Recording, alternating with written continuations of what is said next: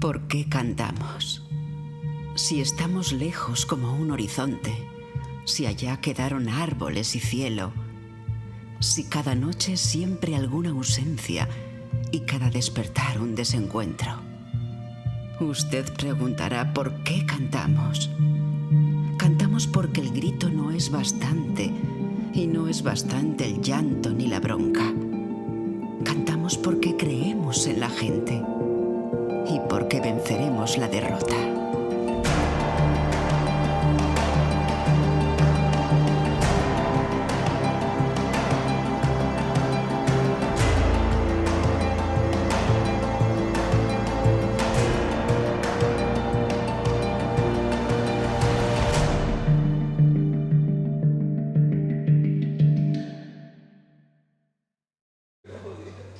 Mira, cuando vino la de la cafetería.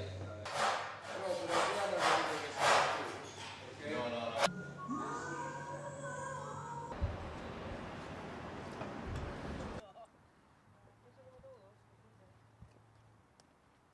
Acería.